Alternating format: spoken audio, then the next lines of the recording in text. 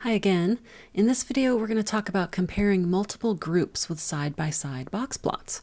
So Boxplot is a really nice tool for this, for comparing multiple groups, because it's kind of like a one-dimensional, even though it has width to it or height to it, but we can put multiple box plots next to each other and compare on the same scale.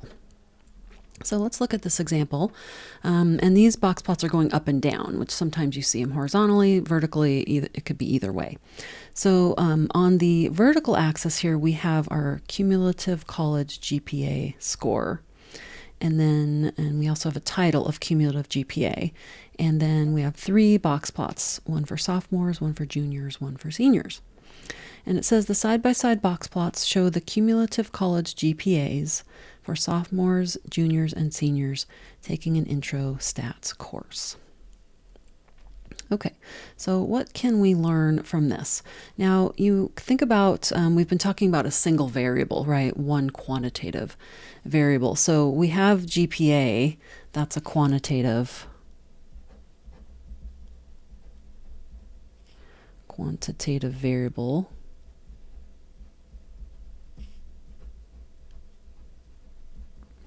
But in this data set, we also know whether someone is a sophomore, junior, or senior. So you could also think of this as, let's say, class in school, and that is a categorical. Can't write today. Categorical variable. Okay, so we have another way this is phrased is one quantitative and one categorical variable, because for each person we know their GPA and which class they're in, so we can separate them into three different groups and then compare their GPAs. Okay, so let's look at these and remember from our study of box plots that let's see, in this case the bottom would correspond to the left, the lower numbers at the bottom. So we have 1.5 at the bottom, 2.25, 3, 3.75, and 4.5.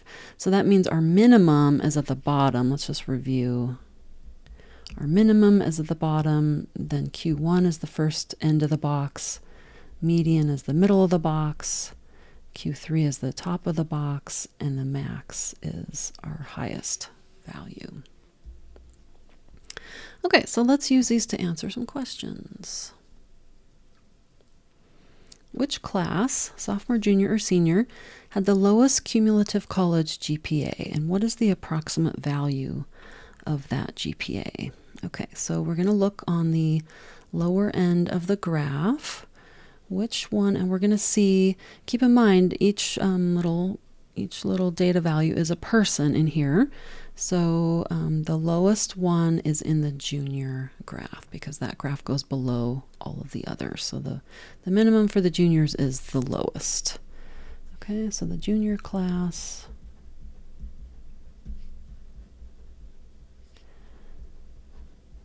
had the lowest GPA at, and now we need to figure out what this value is. We need to kind of estimate it. Our scale is pretty interesting here. It goes from 1.5 to 2.25. So I'm thinking in quarters because of that 2.25.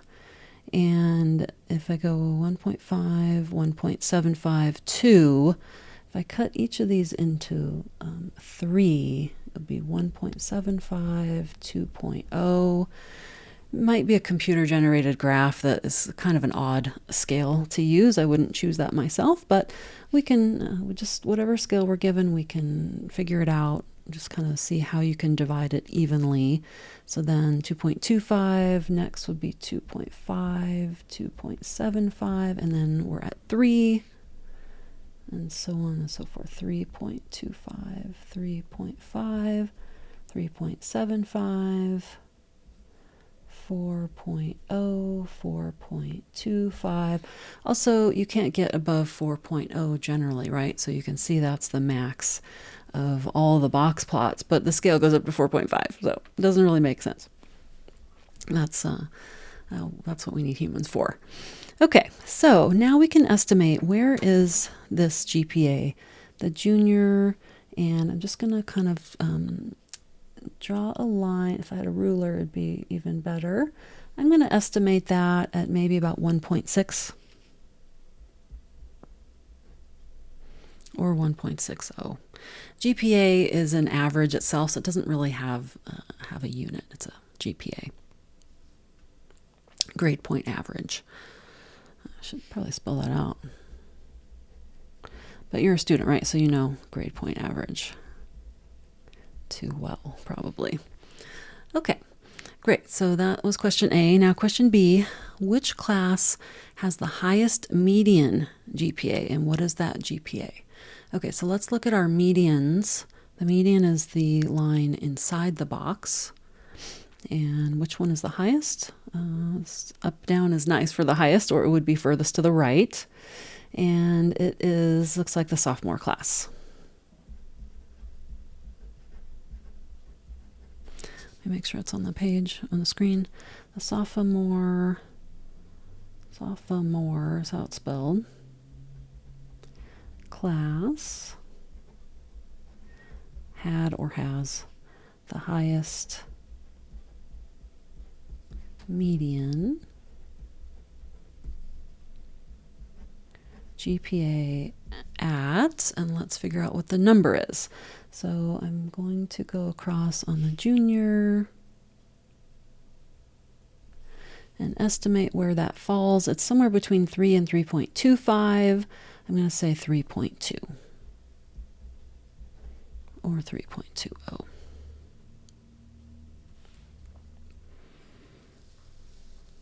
Okay. Next question. Which class has the largest range for GPA, and what is it? Okay, range, and remember we talked about two different kinds of ranges, the interquartile range and the full range. So this sounds like it's asking for the full range, and I need to bring my graph back down so I can talk about it.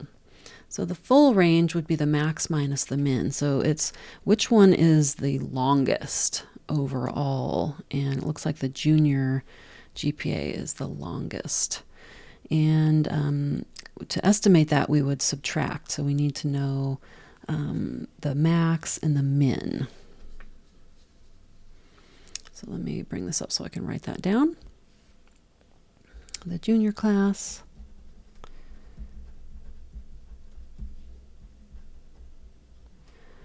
has the largest range.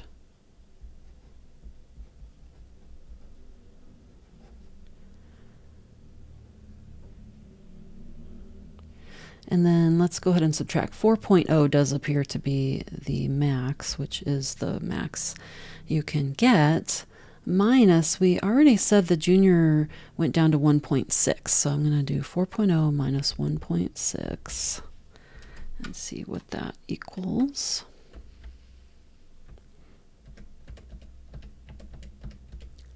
$2.4.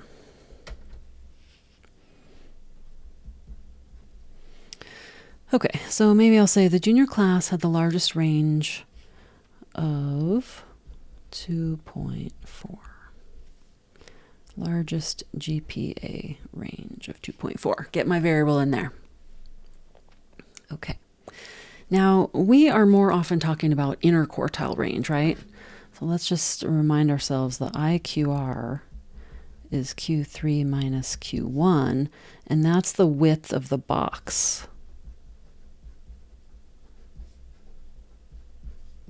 So what if the question asked which class has the largest IQR? Move this back down. Look for which box is the widest or the tallest. And that would be actually the sophomore class. So there's more spread in their middle 50%, right? Some people tend to think, oh, okay, well, there's more data in here because it's wider. But remember, each segment of the box plot has a quarter of the data. These are quartiles.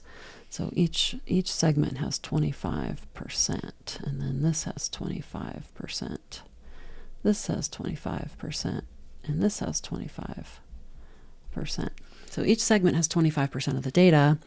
It just happens that with the sophomores, the middle 50% is more spread out than the middle 50% for the juniors and the seniors. So I'm just going to make a note down here just because I think it's helpful to refresh our memory on what the IQR is. I'm just going to say the sophomore class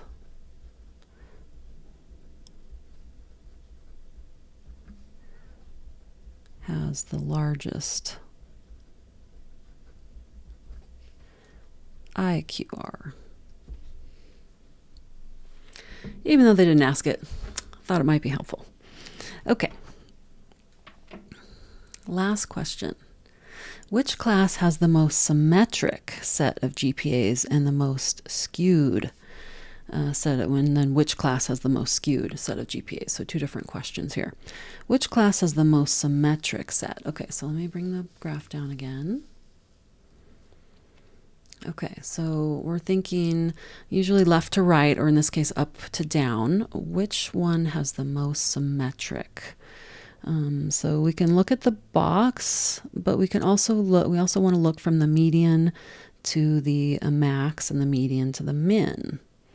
Okay, so sophomore looks pretty skewed, doesn't it? Because the lower half is longer than the upper half, and junior is fairly symmetric. If the median was a little more, well, it's sort of in between, right? And then the seniors, that is also fairly symmetric. Okay, so I'm actually going to say the seniors look a little bit more symmetric than the juniors, just overall. But it's pretty close. So I'm going to say the seniors have the most symmetric set and the sophomores have the most skewed sets of GPAs.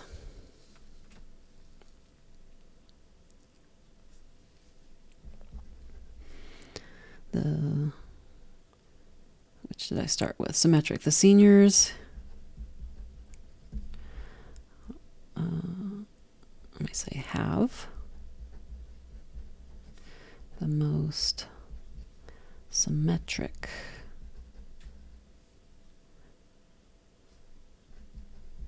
set of GPAs.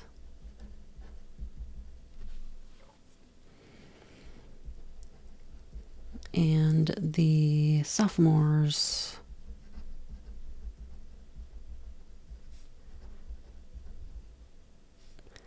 have the most skewed